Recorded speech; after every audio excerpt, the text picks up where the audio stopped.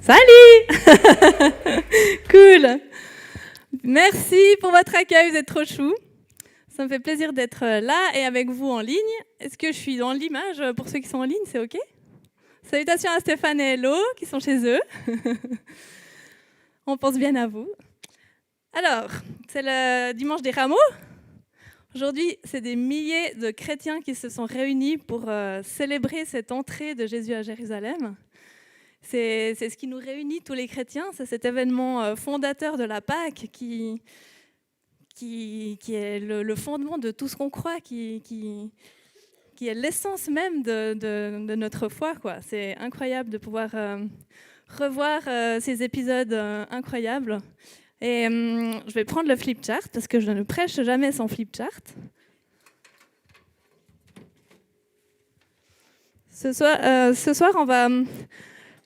c'est le dernier sur l'histoire #Jesus. Et puis, on va revoir un peu tous les récits qui nous séparent du week-end prochain et de la Pâque. Il y a eu plusieurs choses dans la Bible qui se sont passées. Est-ce que là, c'est bon au niveau du positionnement?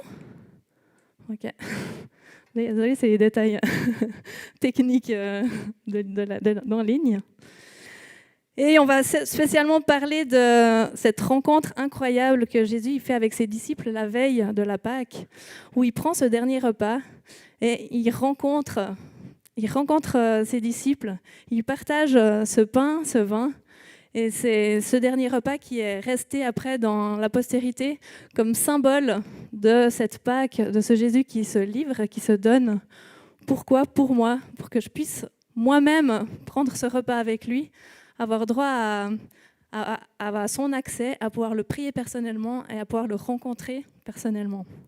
On va revoir surtout cette histoire et on va avoir l'occasion de le vivre, de rencontrer Dieu personnellement, de prendre ce pain, ce vin et de partager ce repas avec lui. Donc, on va repasser à travers les récits bibliques. C'est tous des textes que vous connaissez bien sûr, peut-être pas par cœur, mais en tout cas bien. Donc je vous invite on va les relire et puis on va suivre 4 personnages. Donc ça va être un peu des études narratives et on va suivre 4 personnages qui ont rencontré Jésus. On va voir comment ils se sont positionnés en face de Jésus. Et puis on va essayer d'en tirer un peu des leçons pour nous en tant qu'obstacles. C'est des choses qui les ont empêchés de vraiment accéder à Jésus. Et c'est des choses qu'on peut encore... qu'on peut en apprendre pour nos vies, des obstacles qui se mettent entre Jésus et nous et qui nous empêchent de pouvoir prendre ce pain, prendre ce vin et rencontrer Jésus de tout notre cœur. Et puis les textes, ça va être aussi cool parce que comme ça, ceux qui ne les ont jamais lus, comme nos enfants, vont pouvoir les entendre pour la première fois. C'est cool que vous soyez là, les chouquis. Merci pour votre soutien. Je vais prier pour commencer. Ouais, Seigneur, merci parce qu'on est le premier jour de cette semaine qui nous amène à la Pâque, à ce geste incroyable que tu as fait, le don de toi pour nous, pour qu'on puisse te rencontrer, prendre ce repas avec toi. Tu prends sur la croix tous ces obstacles qui nous empêchent de te rencontrer, qui nous empêchent d'accéder à toi. Ils sont partis sur cette croix et on peut t'avoir dans nos vies. Merci vraiment pour ça. Et on veut te remettre toutes ces lectures, tous ces personnages qu'on va voir, qu'on puisse en apprendre, qu'on puisse se rapprocher de toi, que tu nous enseignes. Amen. Donc la passion, c'est ce qu'on appelle... passion, ça vient de patio, c'est souffrir. C'est les souffrances de Jésus, c'est tout cette semaine qui précède sa mort. Et on appelle la passion, c'est tous ces événements douloureux qui vont s'enchaîner jusqu'à cette fameuse croix où il est au sommet de la patio, de la souffrance. Et on va commencer par la veille, donc le J-1. C'est lorsque Jésus il prend le dernier repas avec ses disciples. Donc la Pâque, pour les Juifs, c'est une très grande fête. Eux, ils n'ont pas attendu Jésus pour célébrer la Pâque, ils la fêtaient déjà. On l'a déjà vu dans les dimanches d'avant. Ils célébraient la fameuse sortie d'Égypte où il y avait eu le sang qui avait été mis sur les portes et puis où ils avaient été protégés de Dieu. Et c'est ça qu'ils célèbrent le soir de Pâques. Ils se commémorent la 10e plaie d'Égypte et la sortie d'Exode, et ils remercient pour la protection qu'ils ont eue de Dieu grâce au sang sur les portes. Et ils commémorent ça en sacrifiant un agneau le 14 Nissan au soir. Donc en fait, le calendrier juif, la journée se termine le soir à la tombée de la nuit, et puis le jour commence quand le soleil est couché. Donc c'est le soir du 14 au 15 Nissan que ça se passe. Et puis on sacrifie un agneau mâle de 1 an sans défaut, et puis on doit le rôtir. Et c'est tout un processus, il y a beaucoup d'éléments, il y a 14 étapes dans la Pâque juive, avec des épices amères. Et puis c'est tout un protocole qui est fait. Ce qui est hyper intéressant dans cette Pâque, c'est qu'en fait, donc on grille l'agneau, on prépare les repas, et c'est le père de famille qui officie, qui célèbre la Pâque. Et il commence en faisant la bénédiction, en remerciant pour la fête, et puis il se lave les mains. Et c'est le premier geste en fait dans la Pâque, et c'est hyper intéressant. On va voir dans l'histoire, on va voir Pilate qui se lave les mains, et ça, c'est vraiment pour faire le parallèle entre la Pâque juive, où c'est vraiment cet agneau qu'on sacrifie, et Jésus qui a pris la place de l'agneau pour se sacrifier lui-même pour nous, pour tous nos péchés. Donc, il y a la soirée de la Pâque, et après, il y a 7 jours de fête, qu'on appelle la fête des pains sans levain, qui marque le début de la fête de la saison agricole. Donc, c'est une fête agricole où on mange le pain sans le levain. Et là aussi, je vous réfère au message de Stéphane, qui a fait tout un truc sur le levain, vous vous souvenez ? Il a versé du levain et aspiré juste là-devant. Voilà, donc ça c'est pour la préparation. Donc tout le peuple juif est en émoi pour préparer cette fête. Et donc Jésus rassemble ses disciples la veille pour manger et boire avec eux. Alors on va lire le texte, c'est dans Matthieu. Vous l'avez sous les mains. Le soir étant venu, il se mit à table avec les 12. Pendant qu'il mangeait, il dit : « Je vous le dis en vérité, l'un de vous me livrera. » Ils furent profondément attristés. Et chacun se mit à lui dire : « Est-ce moi, Seigneur ? » Il répondit : « Celui qui a mis avec moi la main dans le plat, c'est celui qui me livrera. Le Fils de l'homme s'en va, selon ce qui est écrit de lui.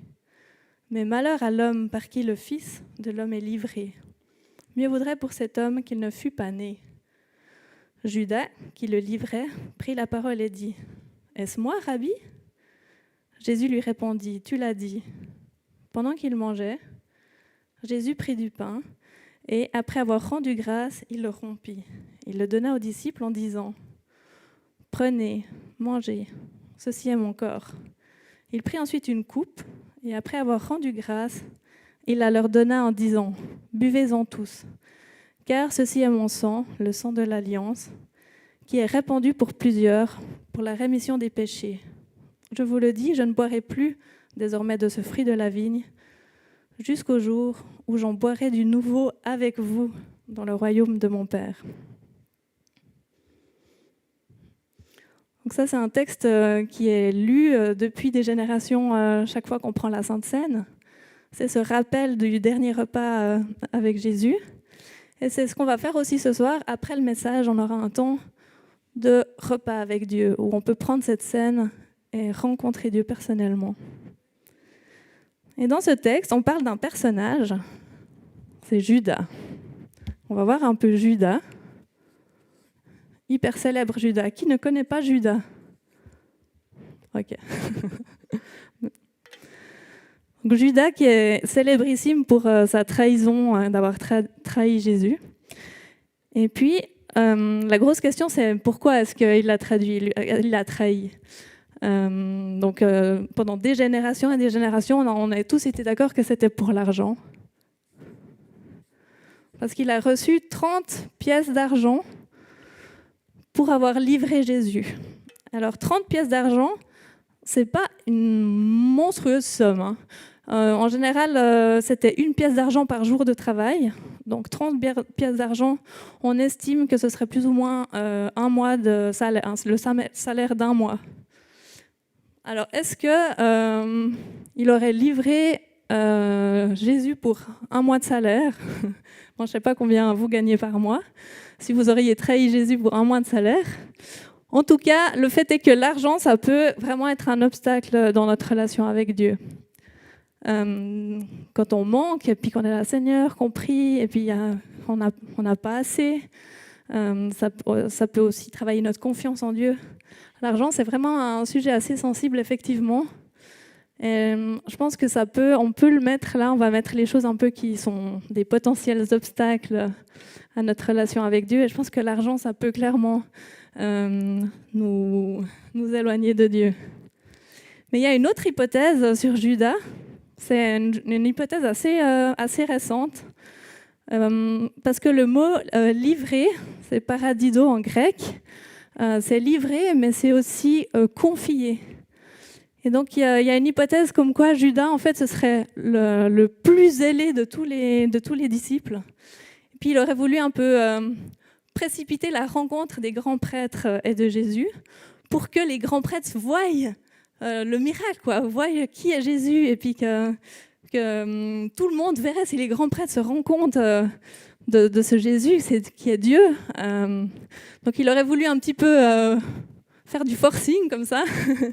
Et puis, il aurait organisé ça pour que Jésus rencontre les grands prêtres et puis que les grands prêtres voient enfin la vérité.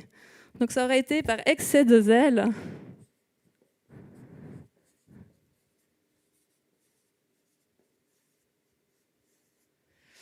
Que Judas, il aurait livré Jésus. Je ne sais pas si ça vous arrive des fois avec Dieu d'être un peu en excès de zèle, un peu. Moi, ça m'est arrivé, j'étais allée à un truc de guérison, et puis donc la personne, elle avait prié pour la guérison de tout plein de choses, et moi, je suis à la base une grande myope, et j'avais des lunettes depuis des années. Puis en sortant de ce truc de guérison, je me suis dit « Ouais, c'est clair, Dieu il va me guérir !» Alors j'ai jeté mes lentilles, c'était des lentilles rigides à 200 balles la lentille, je les ai mis dans les toilettes. Je dis « Seigneur, je sais que tu vas me guérir. Et puis demain, je vais dormir et demain, je vais voir. » Et j'ai dormi. Et le lendemain matin, je ne voyais toujours rien. Et ça, c'était... là, ce jour-là, j'ai fait mon Judas, quoi. J'ai fait « Ouais, ça va aller !» Puis j'ai fait un peu du forcing avec Dieu, comme ça. Alors, j'étais bien sûr déçue. Et c'est quelque chose que je ne vous recommande pas de faire, parce que, voilà, on est déçus. Et ça ne marche pas, quoi. Le timing de Dieu, c'est le timing de Dieu. Et puis, ce n'est pas à moi de dire à Dieu qu'est-ce qu'il doit faire, qu'est-ce qu'il doit guérir, et ce n'est pas moi qui doit... Voilà. J'ai appris ce jour-là à mes dépens que ce n'est pas à moi de dire à Dieu ce qu'il doit faire. Donc, je ne sais pas vous si c'est des choses que vous vivez, mais voilà, c'est des choses qui peuvent se mettre en travers de notre route. Donc ça, c'est le J-1. Et donc Jésus prend ce repas et après ils partent à Gethsémanée. Donc ils partent pour prier. Ça, c'est la partie qu'on a vue avec Reloizou la semaine passée. Donc ils montent sur le mont des Oliviers. Les disciples restent. Il y a Jésus qui va prier tout seul. C'est là où il pleure du sang, où il parle de la coupe. Vous connaissez cette histoire. Et c'est là aussi où il y a l'arrestation, où il se fait couper l'oreille, et puis où Jésus se fait arrêter. Et après, ça nous amène au lendemain. On dit que le matin, donc, ils sont devant le Sanhédrin.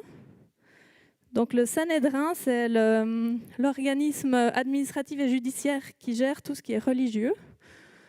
Donc il y a des grands prêtres, des anciens, et puis les scribes qui prennent aussi des notes.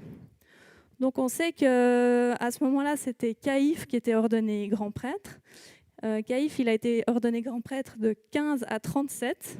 Donc ça, c'est des choses qui sont restées dans les écrits historiques. Donc Ce qui est génial dans ces récits de la Passion, c'est qu'on a retrouvé les traces de tout, quoi. Toutes les dates, tous les gens, c'est tous des gens qui ont vraiment existé, qu'on a retrouvés. Et donc on sait que Caïphe, il a été grand prêtre de 15 à 37. Et donc c'est Caïphe qu'on va voir comment Caïphe se positionne par rapport à Jésus.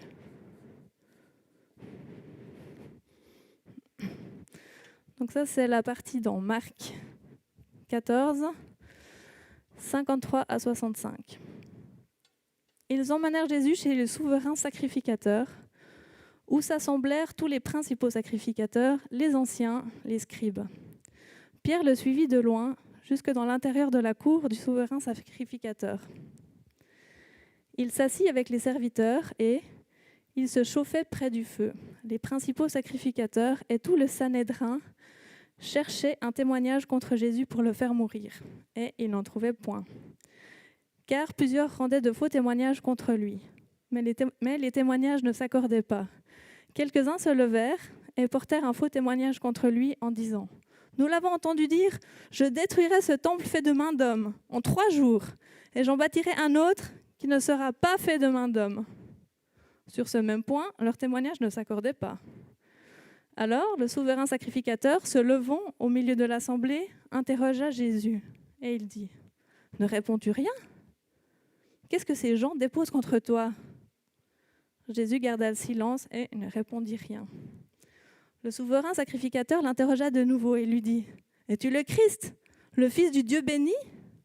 Jésus répondit « Je le suis.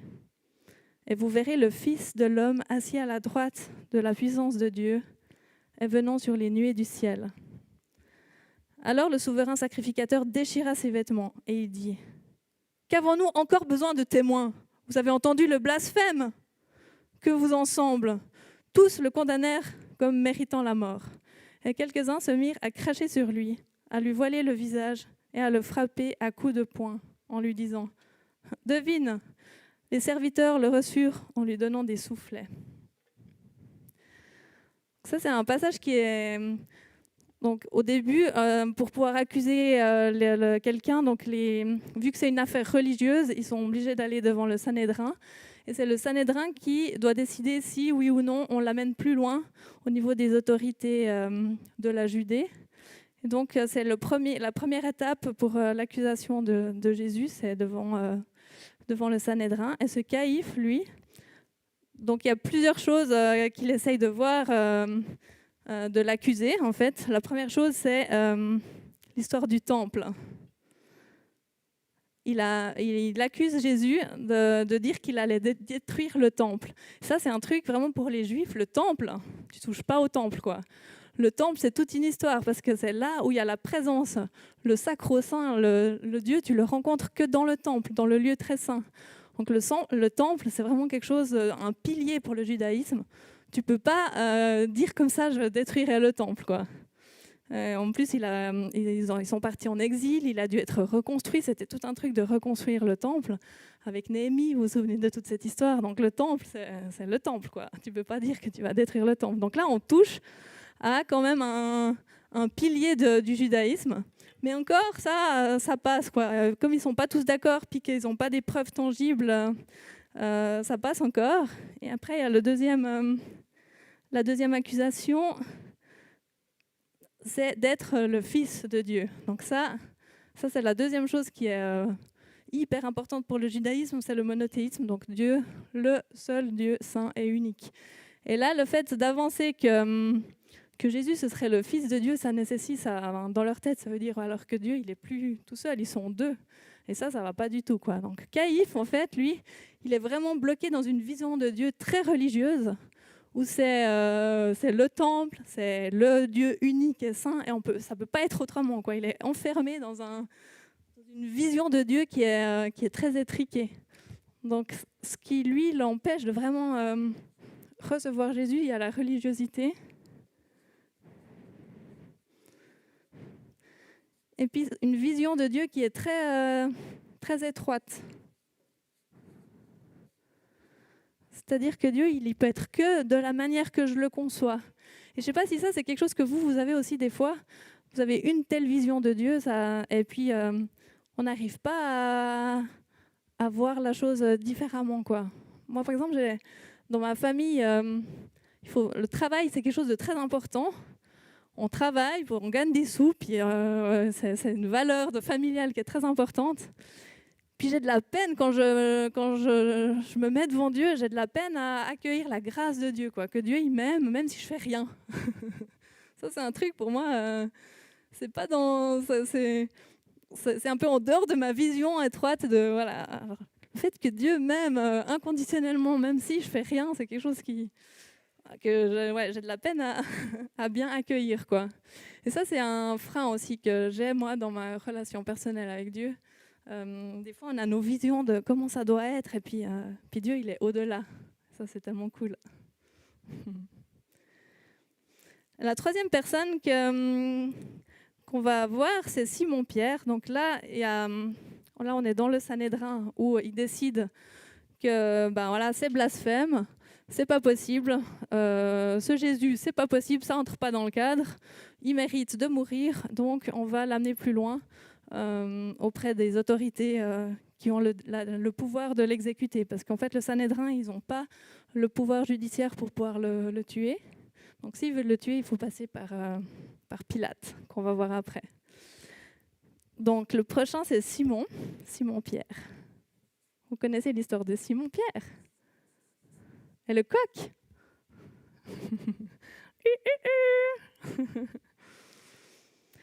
Donc pendant ce temps que Jésus il est devant le Sanhédrin, Pierre, lui, il attend dehors. Et là, j'ai pris la partie dans Jean. Avant, j'avais lu le passage devant le Sanhédrin dans Marc. Donc en fait, il y a 4 évangiles qui racontent la même histoire, mais sous des angles un peu différents. Donc il y a certaines choses qui apparaissent dans un des évangélistes et d'autres pas. Donc là, j'ai choisi la partie de Jean parce que c'est le seul où j'ai trouvé la raison du reniement de Pierre. Alors, c'est dans Jean 18. Donc c'est pendant ce temps à l'extérieur. Simon-Pierre, avec un autre disciple, suivait Jésus. Ce disciple était connu du souverain sacrificateur. Et il entra avec Jésus dans la cour du souverain sacrificateur. Mais Pierre resta dehors près de la porte. L'autre disciple, qui était connu du souverain sacrificateur, sortit, parla à la portière et fit entrer. Alors la servante, la portière, dit à Pierre, « Toi aussi, tu n'es pas des disciples de cet homme ?» Il dit, « Je n'en suis point. » Les serviteurs et les huissiers qui étaient là avaient allumé un brasier car il faisait froid. Et ils se chauffaient. Pierre se tenait avec eux et se chauffait. Simon-Pierre était là et se chauffait. Ils avaient tous froid là. On lui dit, « Toi aussi, tu n'es pas de ses disciples ?» Il le nia. Et il dit, « Je n'en suis point. » Un des serviteurs du souverain sacrificateur, parent de celui à qui Pierre avait coupé l'oreille, dit, « Je t'ai pas vu avec lui dans le jardin ?» Pierre le nia de nouveau, et aussitôt le coq chanta.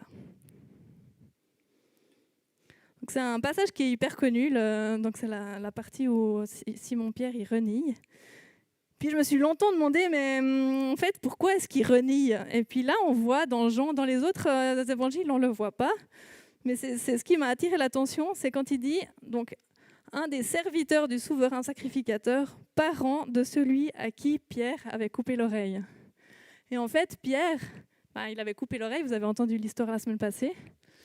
Et puis là, c'est clair que s'il y a un des parents qui est là, il avait peur, quoi.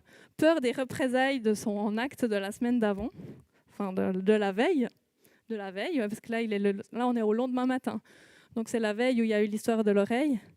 Et puis là, il est devant le Sanhédrin et puis il rencontre un parent du mec qui s'est fait couper l'oreille. Donc effectivement, il a peur, quoi. Il a peur d'être reconnu et puis d'être aussi mis en justice pour complicité, quoi. En fait, il risque aussi d'être pris pour complicité avec ce Jésus qui sème la pagaille. Donc il y a la peur et il y a aussi la culpabilité.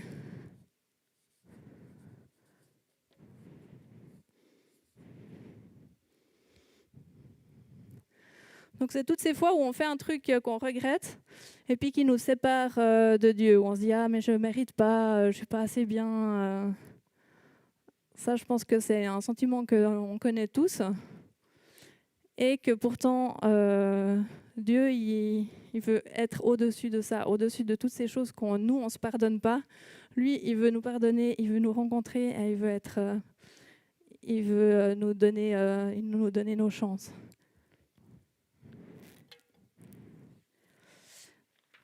Le dernier personnage qu'on va voir, c'est Pilate. Pilate, il est pas mal, Pilate. Donc Pilate, lui, il est le préfet romain. Donc en fait, la Judée, elle est organisée, il y a tout l'empire de Rome, où ça prend vraiment tout le bassin méditerranéen. Et puis l'empereur romain, il délègue par région des préfets qui doivent diriger localement les zones. Donc Jérusalem et puis Israël, donc ils font partie de la région qui s'appelle la Judée. Et donc Pilate, c'est lui qui est engagé par Rome pour gouverner sur la Judée. Et ce Pilate, en fait, c'est un personnage historique. On a récemment retrouvé une pierre en 1963. On a retrouvé à Césarée une pierre où il y a son nom qui est écrit dessus. C'est écrit Ponce Pilatus Praefectus Iudae. Pour les latinistes, c'est Ponce Pilate, préfet de Judée. Et donc, il y a des attestations archéologiques de son passage et de sa préfecture. Et on sait qu'il était préfet de 26 à 36, si mes souvenirs sont bons. Ouais. Il a été préfet de Judée de 26 à 36, ce qui est un assez long mandat. En général, les préfets, c'était pas aussi longs, ils étaient facilement shootés parce qu'en fait, souvent ils pillaient, ils étaient envoyés par Rome, et puis donc ils envoyaient les impôts à Rome, et puis sur la trajectoire, ils encaissaient pas mal de sous. C'était un bon moyen pour devenir rapidement riche, d'être préfet sous la gouvernance de Rome. Et puis, donc lui, c'était quand même un bon gouverneur pour qu'il reste 10 ans. Il était en tout cas aimé, et puis assez renommé. Donc ça, c'est pour Pilate. Et que vous dire, donc en fait, au niveau de ses droits, donc lui, il gère tout ce qui est militaire, et puis les impôts qu'il doit récolter pour donner à Rome. Et puis, en général, ils essayaient toujours d'adapter les lois locales pour qu'il n'y ait pas de soulèvement des gens. Donc, le gouverneur romain, souvent, il adaptait les lois pour que ça puisse... qui correspondent aux mentalités des gens sur place. Donc, Pilate, c'est ce qu'il a fait. Et on va lire son passage avec Jésus. Ah oui, puis la crucifixion, c'est quelque chose de romain aussi. Les Juifs, ils ne crucifiaient pas, ils lapidaient. Donc le fait que Jésus il a été crucifié, c'est une preuve quand même que ça a été décidé par les Romains finalement, pour savoir qui est le fautif d'avoir crucifié Jésus. En tout cas, c'est une sentence qui est romaine. Donc là, on va lire dans Matthieu, parce que dans le Matthieu, c'est le seul évangéliste où il parle du lavement des mains, justement. Tous les autres évangélistes, ils n'en parlent pas, mais Matthieu, lui, il stipule le lavement des mains et il stipule la femme de Pilate. C'est le seul évangéliste qui parle de la femme de Pilate. Alors, on va lire. Donc, Matthieu 27, 11 à 26. Jésus comparut devant le gouverneur. Le gouverneur l'interrogea en ces termes. « Es-tu le roi des Juifs ?» Jésus lui répondit. « Tu le dis. » Mais il ne répondit rien aux accusations des principaux sacrificateurs et des anciens. Alors Pilate lui dit, « N'entends-tu pas de combien de choses il t'accuse ?» Et Jésus ne donna de réponse sur aucune parole, ce qui étonna beaucoup le gouverneur. À chaque fête, le gouverneur avait coutume de relâcher un prisonnier, celui que demandait la foule. Ils avaient alors un prisonnier fameux nommé Barabbas. Comme ils étaient assemblés, Pilate leur dit, « Lequel voulez-vous que je vous relâche ? Barabbas ou Jésus, qu'on appelle Christ ?» Car ils savaient que c'était par envie qu'ils avaient livré Jésus. Pendant qu'ils étaient assis sur le tribunal, sa femme lui fit dire qu'il n'y ait rien entre toi et ce juste, car aujourd'hui j'ai beaucoup souffert en songe à cause de lui. Les principaux sacrificateurs et les anciens persuadèrent à la foule de demander Barabbas et de faire périr Jésus. Le gouverneur, prenant la parole, leur dit « Lequel des deux voulez-vous que je vous relâche ?» Ils répondirent « Barabbas !» Pilate leur dit « Que ferai-je donc de Jésus qu'on appelle Christ ?» Tous répondirent « Qu'il soit crucifié !» Le gouverneur dit « Mais quel mal a-t-il fait ?» Et ils crièrent encore plus fort « Qu'il soit crucifié !» Pilate, voyant qu'il ne gagnait rien, mais que le tumulte augmentait, prit de l'eau, se lava les mains en présence de la foule et il dit « Je suis innocent du sang de ce juste, cela vous regarde. » Et tout le peuple répondit « Que son sang retombe sur nous et sur nos enfants. » Alors Pilate leur relâcha Barabbas et, après avoir fait battre de verges Jésus, le livra pour être crucifié. Il est hyper fort ce texte, je trouve. On voit ce Pilate qui a un énorme dilemme. D'un côté, il pense que Jésus ne mérite pas ce sort-là. Et puis, il est empêtré là-dedans avec le peuple qui presse « Crucifie-le, crucifie-le ». Et je vais faire un peu d'éthique, et on appelle ça un dilemme éthique. C'est quand tu as le choix entre deux choix pourris. Et là, il a le choix entre un peu suivre son cœur qui pense que Jésus est innocent. Mais dans ce cas-là, là il se prend la foule, quoi. Et sa popularité qui plonge. Ou alors, il crucifie Jésus, mais il va un peu contre sa conviction personnelle, vu qu'il pense que Jésus est innocent. Et donc là, il est un peu entre deux. Puis, il ne sait pas trop comment résoudre le truc. Dans les dilemmes éthiques, on ne sait jamais comment résoudre le truc. C'est toujours le cas. Et donc, il essaye plusieurs choses. Donc, la première chose, il essaye de faire témoigner Jésus, et puis que Jésus puisse un peu expliquer pour que tout le monde voit qu'il est innocent. Puis Jésus, il dit rien. Alors, il est là. Alors, il se dit, bon, allez, j'essaye le coup de Barabbas, quoi. Comme c'est un monstre criminel, c'est sûr qu'ils vont quand même pas choisir Barabbas, quoi. Donc, en fait, il lance un peu des perches comme ça pour essayer de s'en sortir dans son dilemme. Puis, chaque fois, ça marche pas, quoi. Et puis, donc il est là, toujours, Barabbas, ça marche pas, maintenant ils veulent que je libère Barabbas, donc ça marche pas, puis il est vraiment devant le truc. Et même sa femme qui lui dit, mec, donc si jamais homme, écoutez vos femmes quand elles vous disent quelque chose. Donc là, la femme de Barabbas, elle a été... On a parlé d'elle après dans des écrits qui sont apocryphes. On appelle apocryphes parce qu'ils ne sont pas dans la Bible. Mais donc c'est une femme qui s'appelle Procla, qui est décrite comme en tout cas pieuse et puis judaïsante, c'est-à-dire amie un peu des Juifs. Et puis elle reçoit un rêve où elle rêve que Jésus il est innocent. Elle essaye de faire passer le message à son mari. Fais gaffe parce que toi tu dois faire justice, et puis lui il est innocent, mais Pilate il est pieds et poings liés, quoi, là au milieu avec le peuple qui lui presse et puis cet innocent qui est là. Et puis donc pour finir, il décide quand même de livrer Jésus, quoi, de relâcher Barabbas et puis de faire crucifier Jésus. Puis là, on voit quand même que son point faible, c'est quand même la popularité, parce qu'en fait, il tranche quand même pour le peuple, pour finir.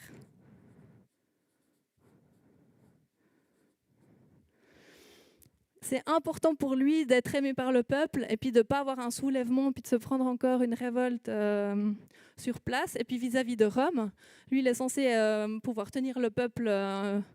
dans la paix, paisible et tout ça. Donc vis-à-vis de Rome, il peut pas laisser les gens se rebeller comme ça. Donc en fait, il tranche finalement pour le peuple et puis pour la popularité. Je sais pas si ça aussi c'est des choses où nous on est souvent confrontés quand on a des amis qui sont pas forcément chrétiens, puis on n'ose pas trop leur dire que nous on l'est, ou on n'ose pas prier pour eux parce qu'on a trop peur de passer un peu pour, je sais pas, un illuminé comme ça. Je pense qu'on a tous un peu un Pilate en nous, où on est un peu sensible au regard des gens, où on a tendance un peu à passer sous le silence notre foi parce qu'on on veut pas être mal vu ou comme ça. Et c'est aussi reconnaître ce Pilate qui est en nous.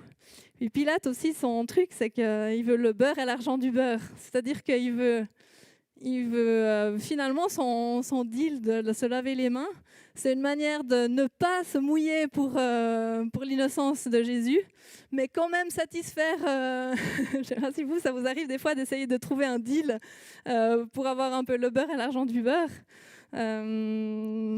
C'est un peu l'opportunisme.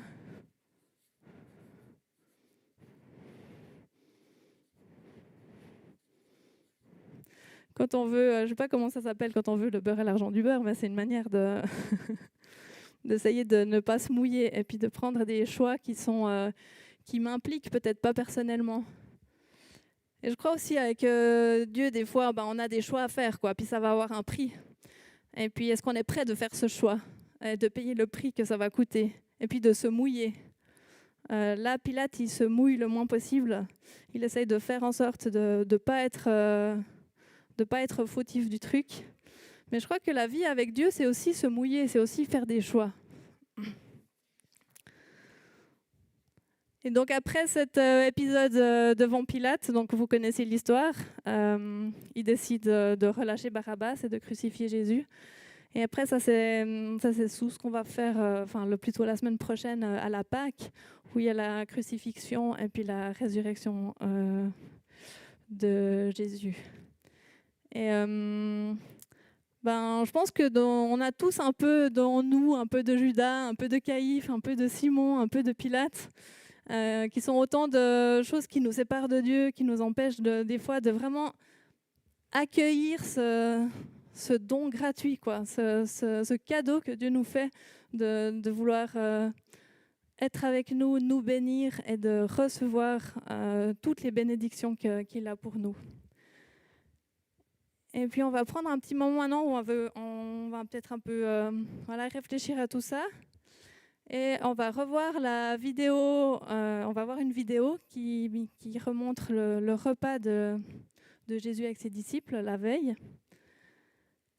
Et l'idée, c'est vraiment de pouvoir accueillir Dieu et faire ce repas avec lui. Donc, je vous laisse la vidéo et puis je reviens après.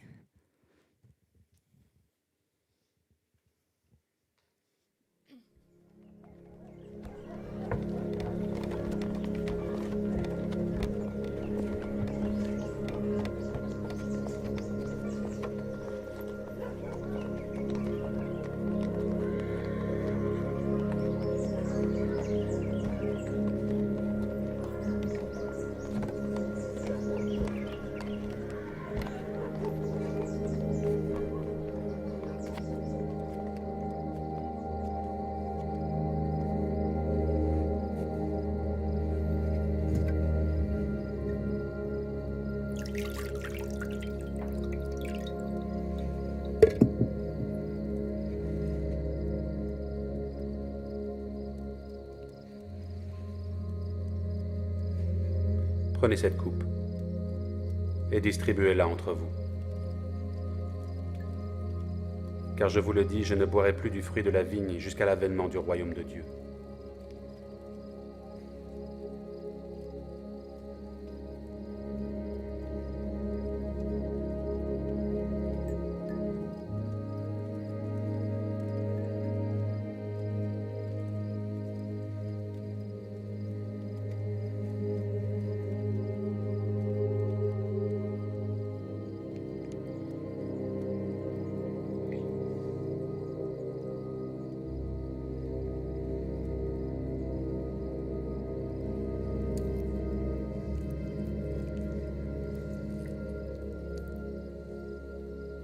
Ce que tu fais,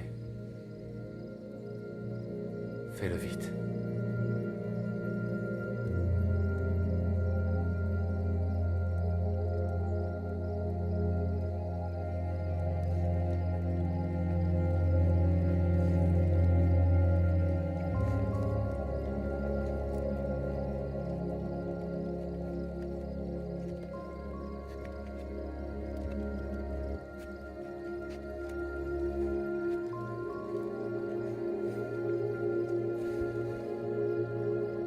Ceci est mon corps, qui est donné pour vous.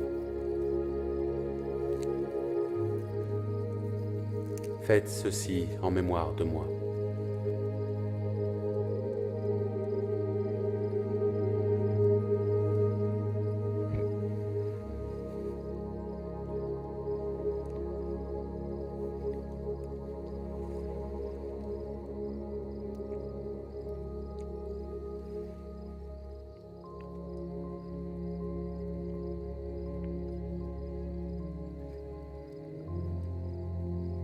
Cette coupe est la nouvelle alliance en mon sang, qui est répandue pour vous.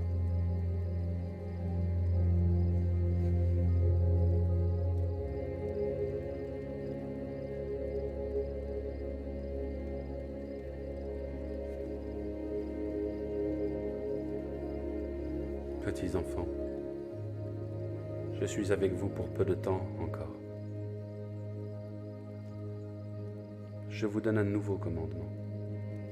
Aimez-vous les uns les autres, comme je vous ai aimé. Aimez-vous les uns les autres.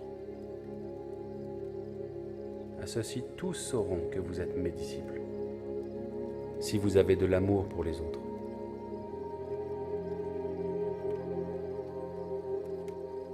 Je vous laisse la paix. Je vous donne ma paix. Ce n'est pas comme le monde que je vous la donne.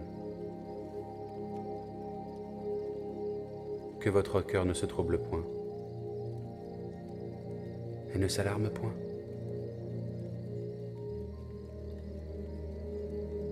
Je suis sorti du Père pour venir dans le monde. Maintenant, je quitte le monde et je vais au Père. Voici l'heure vient. Oui, elle est déjà là. Vous serez dispersés, chacun de son côté, et vous me laisserez seul. Pourtant, je ne suis pas seul, car le Père est avec moi.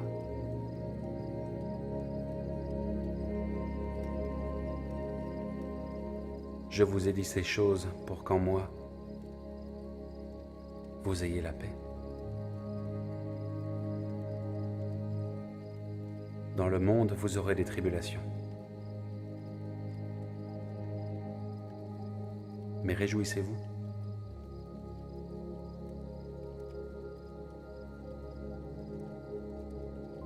J'ai vaincu le monde.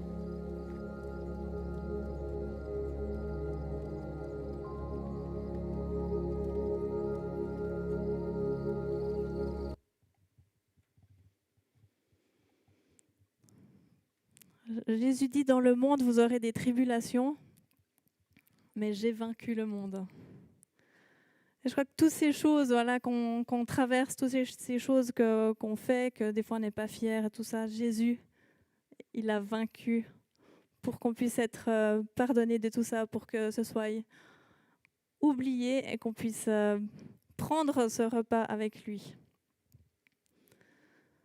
Donc c'est ce qu'on va faire maintenant. Je vous propose que on va faire ça en plusieurs étapes. La première, c'est qu'on va se mettre debout, on va prier, on va remettre tout ça, toutes ces tribulations, toutes ces choses qui nous séparent de Dieu, toutes ces choses qu'on a sur le cœur, qui sont du monde.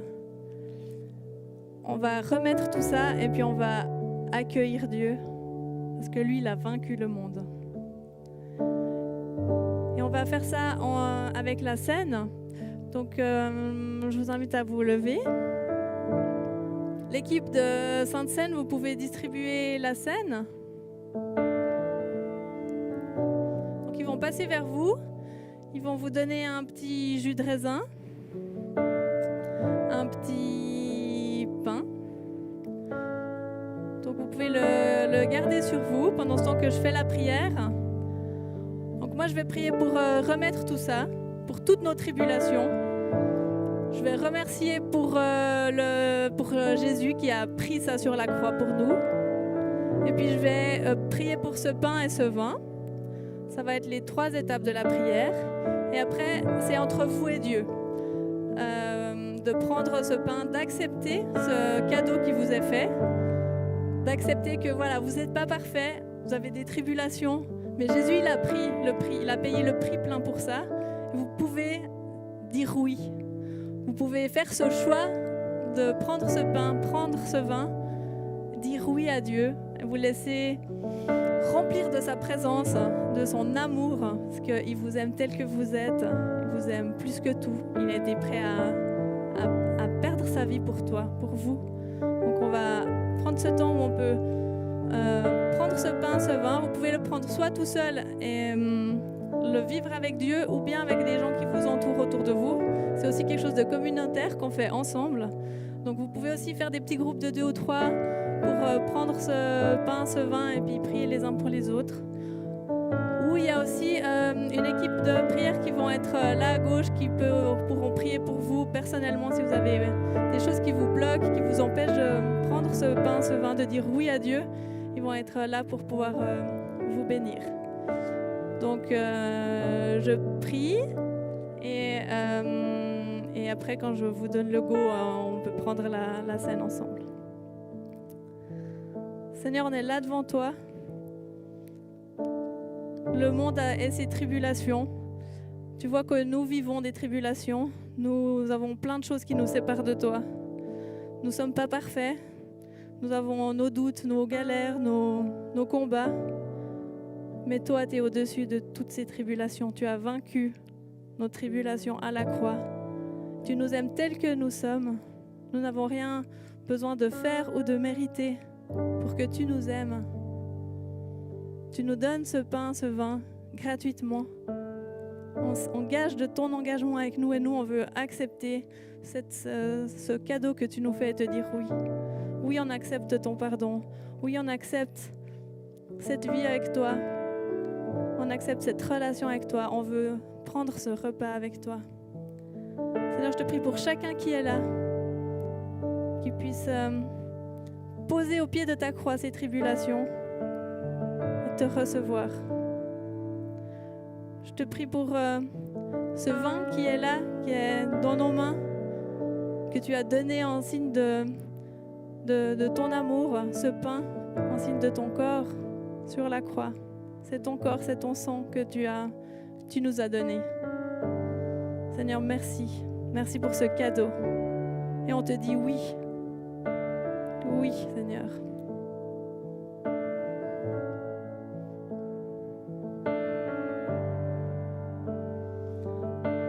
Là, il y a la musique qui va tourner et puis c'est un moment personnel où tu peux prendre ce temps avec Dieu ou avec tes voisins ou avec l'équipe prière. Et juste après, il y a la band qui va remonter pour finir avec la louange. Que ce temps, ce repas avec Dieu soit béni et qu'il puisse vraiment vous vivre cette expérience avec vous.